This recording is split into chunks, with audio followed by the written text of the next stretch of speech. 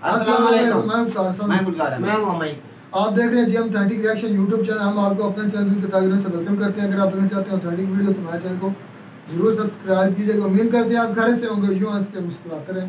तो चलते हैं जी आज की वीडियो प्रशांत साहब की वीडियो है। वीडियो का टाइटल है India's best performance at Commonwealth Games was in 2022। तो देखते हैं क्या वीडियो, फिर देते हैं ऑथेंटिक रिएक्शन।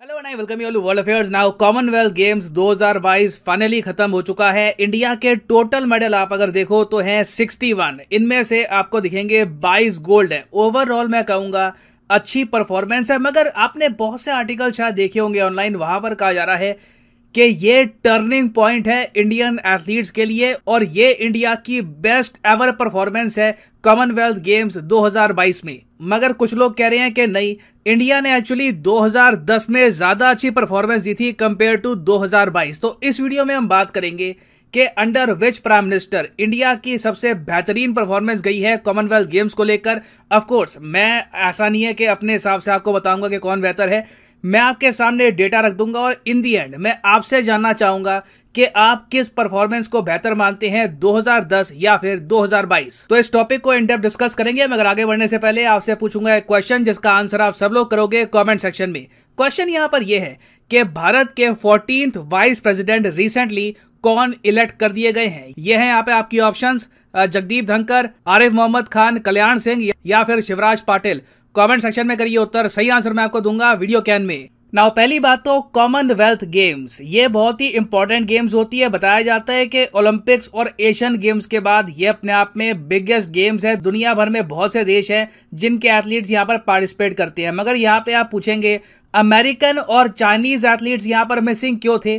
क्योंकि कॉमनवेल्थ गेम्स की जब शुरुआत हुई थी तब इसको कहा जाता था द ब्रिटिश एम्पायर गेम्स। जी हाँ, लिटरली 1930 में इसकी शुरुआत हुई और ब्रिटिश एम्पायर ने उस वक्त ये सोचा कि इतना बड़ा एम्पायर है, हमारी इतनी कॉलोनीज हैं, चलो इन कॉलोनीज से ना हम इकट्ठा करके हम अंदर ही एक ब्रिटिश एम्पायर गेम्स होस्ट करते हैं। और लिटरली वही आइडिया कंटिन्यू किया जा रहा है कॉमनवेल्थ गेम्स में। जो भी देश जो एक टाइम पे ब्रिटेन के गुलाम थे ये सब इकट्ठा होकर पार्टिसिपेट करते हैं इस गेम में। हालांकि रिसेंटली कुछ कंट्रीज को यहाँ पर ऐड किया गया है जो कभी भी ब्रिटेन की कॉलोनीज नहीं थी। For example Mozambique, Rwanda, Togo, Gabon, ये सब देश हैं जिनका कोई इतिहास नहीं है ब्रिटिश एम्पायर के साथ, मगर फिर भी इनको कॉमनवेल्थ ग्रुप में ऐड किया गया है। और कॉमनवेल्थ ग्रुप हर 4 साल में करवाता है कॉमनवेल्थ गेम्स। इंडिपेंडेंट इंडिया ने सबसे पहले कॉमनवेल्थ गेम्स में पार्टिसिपेट किया था 1954 में। पहले अटेम्प्ट में कोई मेडल हाथ नहीं लगा, ना ब्रॉन्ज, ना सिल्वर, ना गोल्ड। उसके बाद जैसे जैसे साल बीतते गए इंडिया की परफॉर्मेंस इंप्रूव हुई और फिर एक बहुत ही इंपॉर्टेंट साल आता है इंडिया की स्पोर्टिंग हिस्ट्री में। यह साल था 2010। 2010 में देखिए भारत ने होस्ट किए थे कॉमनवेल्थ गेम्स और होम एडवांटेज हमको मिला।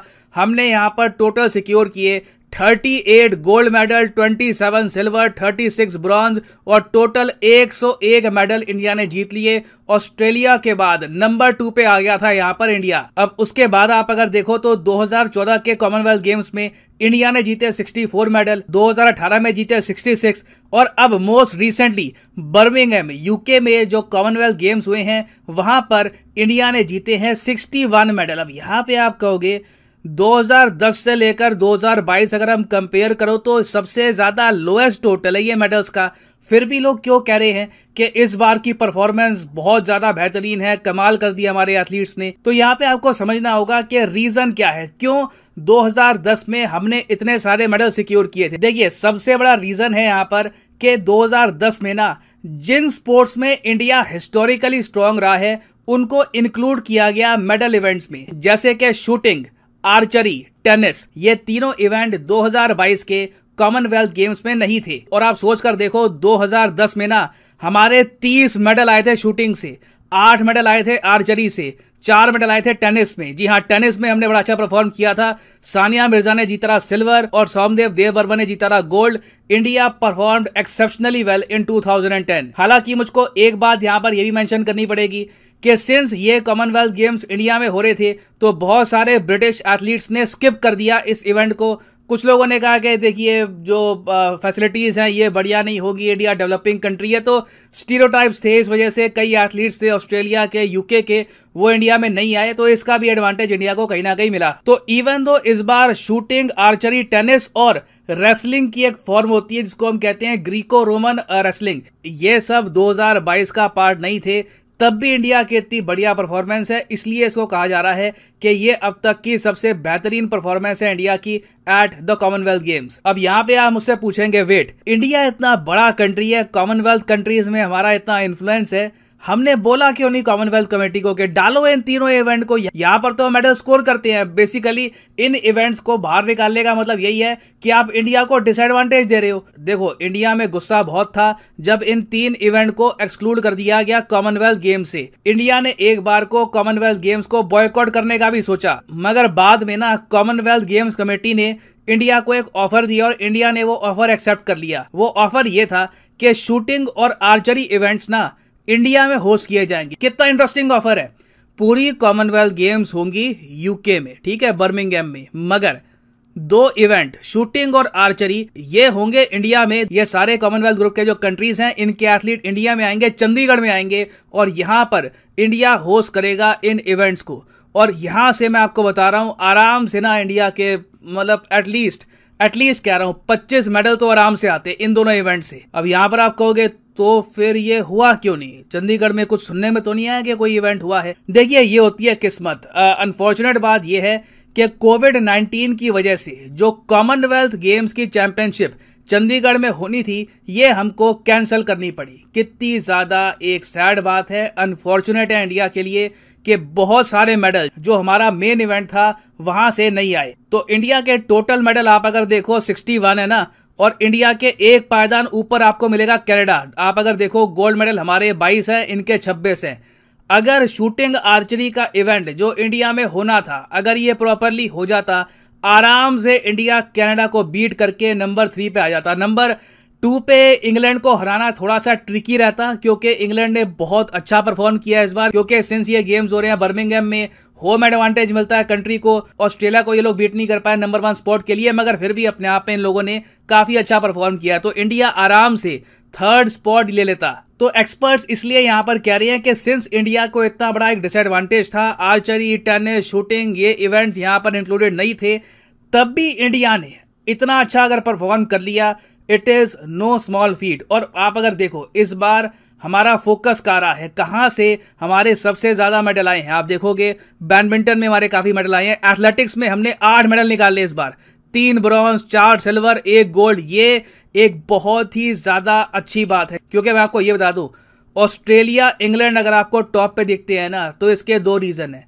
ये लोग बहुत सारे मेडल कमाते हैं स्विमिंग और एथलेटिक्स में, सबसे ज्यादा मेडल होते हैं इन दोनों इवेंट में। तो इंडिया ने यहाँ पर अपना खाता खोला है, तो इससे लोग काफी हद तक एक्साइटेड है और उम्मीद है कि इन द फ्यूचर एथलेटिक्स में इंडिया और अच्छा परफॉर्म करेगा। उसके अलावा और जगह आप अगर देखो तो boxing, weight lifting, table tennis, यहां से भी काफी हमारे मेडल आए हैं। ऑब्वियसली सबसे ज्यादा मेडल हमारे आए हैं रेसलिंग में, टोटल 6 गोल्ड मेडल तो हमको रेसलिंग से ही मिल गए। और अगर हम बात करें एथलीट्स की तो मेल एथलीट यहां पर लेके आए हैं 35 मेडल और फीमेल एथलीट्स लेके आई हैं यहां पर 23 मेडल, और मिक्स्ड यहाँ पे है 3। अब मिक्स का मतलब समझ लो, यहाँ पर आगे बढ़ने से पहले मिक्स का मतलब यह है कि जहां पर मेल फीमेल एथलीट्स ने दोनों ने मिलकर परफॉर्म किया है। फॉर एग्जांपल टेबल टेनिस में आपने देखा होगा इंडिया को मिला gold medal mix table tennis event में। और स्टेट वाइज अगर हम बात करें तो हरियाणा, पंजाब, दिल्ली, झारखंड, महाराष्ट्र, यहां से बहुत सारे मेडल आए हैं। बाकी स्टेट्स ने भी कॉन्ट्रीब्यूट किया है, मगर हरियाणा, पंजाब का अलग से आपको देखना पड़ेगा। कमाल का कॉन्ट्रीब्यूशन है इन दोनों स्टेट्स का।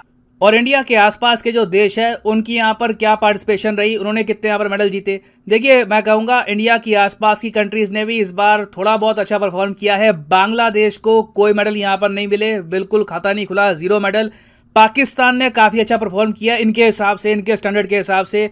8 मेडल इनके यहाँ पर आ गए हैं, 2 गोल्ड इन्होंने यहाँ पर निकाले हैं, एक वेट लिफ्टिंग में और एक जैवलिन थ्रो में। जी हाँ, जैवलिन थ्रो में इनके एथलीट अरशद नदीम ने गोल्ड मेडल निकाला है और साउथ एशिया का जो रिकॉर्ड था जैवलिन थ्रो का ये भी ब्रेक कर दिया। 30 मीटर क्रॉस करके। और इवन नीरज चोपड़ा ने भी इनको कांग्रेचुलेट किया है। और आई थिंक आने वाले इवेंट्स में एक अच्छा कंपटीशन रहेगा इंडिया पाकिस्तान का जैवलिन थ्रो में कि कौन ज़्यादा अच्छा परफॉर्म कर पाएगा, नीरज चोपड़ा या फिर Arshad Nadeem. It is good for the sport. उसके अलावा आप अगर देखो तो श्रीलंका के आए हैं टोटल 4 मेडल, 1 सिल्वर और 3 ब्रॉन्ज। तो यहां पर मैं पूछना चाहूंगा आपसे कि आपके हिसाब से in terms of overall performance आप क्या 2010 को काफी हाईली रेट करते हो या फिर 2022 को? लिखिएगा इसके बारे में कमेंट सेक्शन में, मैं जेन्युइनली जानना चाहूंगा आपका ओपिनियन। ना वापस आते हैं अपने क्वेश्चन पे। The 14th vice president of India, तो सही उत्तर है यहाँ पे ऑप्शन ए। और यहाँ पर आप देख पाओगे article, the 14th vice president of India has been chosen. और फाइनली यहाँ पर मैं ये भी ऐड कर दूं कि आप किसी भी एग्जाम की तैयारी कर रहे हैं तो अनअकैडमी का अभी स्पेशल एक ऑफर चल रहा है जिसके अंडर आपको 6 मंथ्स एक्स्ट्रा मिलेंगे। फॉर एग्जांपल लेट्स से आप प्रिपेयर कर रहे हैं फॉर यूपीएससी, तो आप यहाँ पर यूपीएससी सब्सक्रिप्शन के लिंक पर करोगे क्लिक और यहाँ पे आप देख पाओगे लिखा हुआ है कि आपको 12 महीने एक्स्ट्रा मिलेंगे अगर आप 36 महीने का कोर्स परचेज करते हैं। अगर आप 24 महीने का कोर्स परचेज करते हैं तो 6 महीने आपको एक्स्ट्रा मिलेंगे। तो मेरे हिसाब से बेस्ट यहाँ पे ऑफर है 36 महीने का, क्योंकि सीधा आपका जो 3 साल का आपकी वैलिडिटी है ये बन जाएगी 4 साल की अगर आप अभी ये कोर्स परचेज करते हैं। तो अगर आपके पास अभी टाइम है, आप एक कॉलेज स्टूडेंट है, आराम से आप मानते हैं कि 2024-25 के आसपास एक जेन्युइन अटेम्प्ट देना यूपीएससी का, तो आप जो ये 36 महीने का कोर्स है ये कर सकते हैं purchase. Automatically you will get 12 months free. ये डिस्काउंट ऑफर 12 अगस्त तक है। 12 अगस्त मध्य रात्रि को ये ऑफर खत्म हो जाएगा। और जो यहाँ पर प्राइसेस लिखे हैं ये भी पे करने की आवश्यकता नहीं है, सिंपली यहाँ पर कोड डालिए PD10 और आप देखेंगे प्राइसेस अपने आप यहाँ पर गिरना भी स्टार्ट हो जाएंगे। So use the code PD10 and save money. So इसी नोट के साथ ये है वीडियो का अंत। Thank you for listening and as always God bless you all. तो जी वीडियो ही ख़त्म। लंपिंग कॉमनवेल्थ गेम्स के बारे में ये वीडियो थी और पाकिस्तान ने सिर्फ 2 गोल्ड मेडल हासिल किए हैं। चलें कुछ तो हिस्सा डाला और इंडिया ने 22 गोल्ड मेडल और टोटल 61, पाकिस्तान टोटल सिर्फ 8 और पाकिस्तान आया है 18वीं पोजीशन पर और इंडिया है 4th पोजीशन पर। और हर मकाम पर इंडिया इतना ज़्यादा आगे चला गया पाकिस्तान से कि पर पाकिस्तान का और इंडिया का कंपैरिजन नहीं करेंगे। हम इंडिया को अच्छी खेल मुक्त करते हैं भाई, उसको फैसिलिटी। भाई आप अगर कंपैरिजन नहीं करेंगे चले आपको तो पता है, लेकिन जो आपके लोकल अवाम है वो समझते हैं कि हम बड़े 30 मार खां। वो तो 30 मार खां अपने आप में बनते हैं, पर जो मेहनत करेगा उसको सिला मिलेगा भाई। मैं ये बात करना चाहता हूँ कि जो इंडिया ने 2010 में परफॉर्मेंस की थी ना उसके मुताबिक तो अभी नीचे जा रहे हैं। नहीं, वो 2000 बाद तुमने गौर नहीं मैंने गौर किया है भाई कि देखें ठीक है, लेकिन 2022 और 2010 का कंपैरिजन किया है। उन्होंने कहा था कि हमारे जो 10 मेडल थे ना वो सिर्फ और सिर्फ 2 जो बताई थी ना वो एक थी मेरा ख्याल मिसिंग है भाई, वो 2 इवेंट जो शूटिंग मिसिंग थी और दूसरा वो जो अगर वो होते तो 25 मतलब वो कहते थे हमने और ज्यादा भी भाई। फिर भी 2010 में ना मैं कहता हूँ बहुत अच्छी परफॉर्मेंस थी इंडिया की। 38 थे गोल्ड। हाँ जी, वो एक 100 से क्रॉस कर गया तो मेडल 101 है टोटल मेडल। और वाकई अगर इस लिहाज से देखा जाए मेडल के हिसाब से तो 2010 में नो डाउट बहुत ज्यादा परफॉर्मेंस। सेकंड पे थे इंडिया वाले भाई, सेकंड पर थे, अभी 4th पोजीशन पर। और ये मैं कॉमनवेल्थ गेम्स में कहा है वो जो ब्रिटिश टेरिटरीज थी, ब्रिटिश टेरिटरीज जो ब्रिटिश के अंडर थी ना वो वाले मुल्क शामिल हो सकते हैं इसमें। अच्छा, हर स्पोर्ट्स में मैंने ये भी नोट किया है कि ऑस्ट्रेलिया हर स्पोर्ट्स में इन सबसे आगे आ। हॉकी देख लो, क्रिकेट देख लो, कॉमनवेल्थ गेम देख लो, जो भी देख लो, स्पोर्ट्स में ऑस्ट्रेलिया दुनिया में सबसे ज्यादा आगे जा रही है भाई। स्पोर्ट्स में बहुत कम पीछे है, तभी तक फुटबॉल में पीछे है, उधर फुटबॉल में भी अच्छी टीम है। पाकिस्तान और इंडिया से तो वो अच्छे ही है ना, इन दोनों से तो वो वर्ल्ड कप में शामिल होते हैं और अच्छा खेल पेश करते हैं। हॉकी भी इनकी बहुत बेहतरीन फुटबॉल खेल है, तगड़ी टीम होगी ऑस्ट्रेलिया की। भाई जो फुटबॉल है उसमें बहुत प्रोफेशनल गेम होती है, वो पूरे वर्ल्ड में खेली जाती है, बहुत अच्छी टीम है, इसलिए वो ऑस्ट्रेलिया थोड़ा सा आगे निकल जाता है। क्रिकेट में तो जारी बात है, फिर क्रिकेट तो उन्होंने खिलौना समझा हुआ है, जब चाहे वो आते हैं भाई कब जीत के चले जाते हैं। अब वो चीज नहीं है, क्या नहीं है भैया। पिछले जो वर्ल्ड कप हुआ इंडिया और पाकिस्तान, ऑस्ट्रेलिया एकदम आया और वर्ल्ड कप जीत के चला गया भाई। वो दौर था प्रैक्टिस करके आया। मेरी तो बात सुने, वो दौर था। इस वक्त जो क्रिकेट में है वो इंडिया एक स्ट्रॉन्ग मुल्क है और पाकिस्तान में भी अच्छी क्रिकेट खेली जा रही है, जो अच्छी खेली जा रही है गुलजार। फिर भी ऑस्ट्रेलिया मुझे स्ट्रॉन्ग सारी दुनिया से लगता है। इस वक्त मैं ऑस्ट्रेलिया को स्ट्रॉन्ग नहीं मान रहा, पता नहीं तो क्यों नहीं मानता ऑस्ट्रेलिया, मुझे तो अच्छी लगती है। इंग्लैंड और पाकिस्तान, न्यूजीलैंड न्यूजीलैंड भी अच्छी टीम है। न्यूजीलैंड वर्ल्ड कप के अलावा मुझे सब मौजूदा दौर जो इस वक्त दौर चल रहा है, इंडिया, इंग्लैंड और पाकिस्तान अच्छा जितनी इम्प्रूवमेंट न्यूजीलैंड ने की है इतनी किसी टीम में भी नहीं की। बस वर्ल्ड कप में आते ही हार जाते हैं। उनकी बदकिस्मती बैड लक है, लेकिन गुड लक बहुत ज्यादा है। वो वर्ल्ड कप में बहुत स्ट्रांग खेलते हैं। जिस तरह की उनकी टीम बनी हो वर्ल्ड कप इस तरह वो ऐसा उसका कॉम्बिनेशन बनता है कि वो बहुत जज्बा, उसका ना माइंडसेट बहुत मजबूत होता है। अब इन गेमों में देख लो जो अब हुए गुलजार, इनमें सबसे ज्यादा कौन जीता है? ऑस्ट्रेलिया जीता है। भाई उनको शौक होता है, जो भी काम शौक से किया जाए वही अक्सर उसी में आप फतह पाते हैं। अगर भाई मेहनत का सिला मिलता है, उन्होंने वही ना शौक अगर हमारे एशिया में देखा जाए तो हमारे एशिया में मुझे सबसे ज्यादा इंडिया लग रहा है।